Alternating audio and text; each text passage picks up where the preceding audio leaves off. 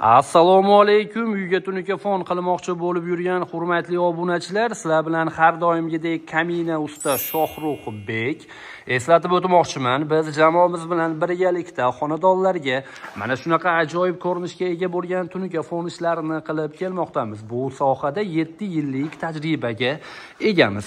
Bu videoda siz bizni yangicha dizaynga ega bo'lgan palma fasonimizni ko'rishingiz mumkin bo'ladi.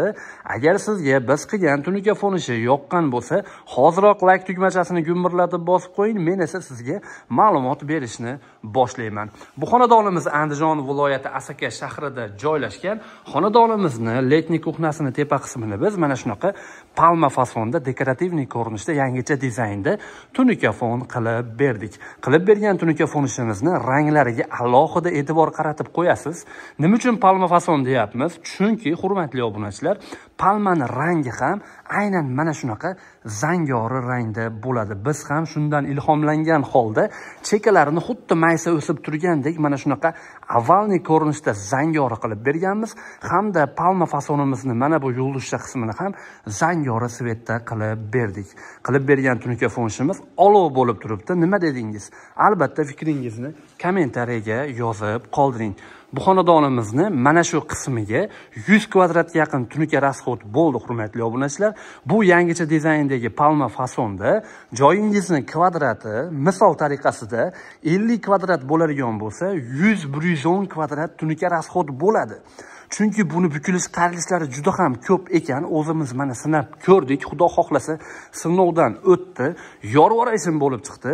Meni fikrim bu. Albatta siz ham o'zingizni fikringizni yozib qoldirishingiz mumkin bo'ladi. Ayniqsa mana bu chekasidagi mana bunaqa avalniy zangori sveti o'zgacha bir vid berib turmoqda. Siz bu zangori svetdagi palma fasonni ishoning hech qayerda ko'rmagansiz. Birinchilardan bo'lib ko'rib turmoqdasiz. Hali ham like bosmagan bo'lsangiz, bir dona like tugmachasini gumburlatib bosib qo'ying. Xudo xohlasa bu xonadonimizni mana bu letniy kuxnasining tepa qismini qilib berdik. Endi mana bu tomonlari ham xuddi shunaqa palma fasonda bo'ladi, hurmatli obunachilar, va sizlarga yana to'liq videosini taqdim qilamiz.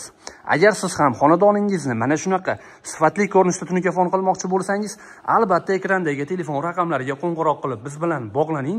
Inshaalloh sizni xonadoningizni ham jamoamiz bilan birgalikda mana shunaqa go'zal holatda tunikafon qilib beramiz. Xudo xohlasa do'stlar, biz mana shunaqa yangiliklar yaratishdan to'xtamaymiz. Inshaalloh sizlarga yangicha dizaynlarni chiqaraveramiz qo'ldan kelgancha. Sizlardan esa bir dona iltimos, videoga bitta like bosib, bitta kommentariy yozib qo'ysangiz, shuni o'zi kifoya qiladi, hurmatli obunachilar.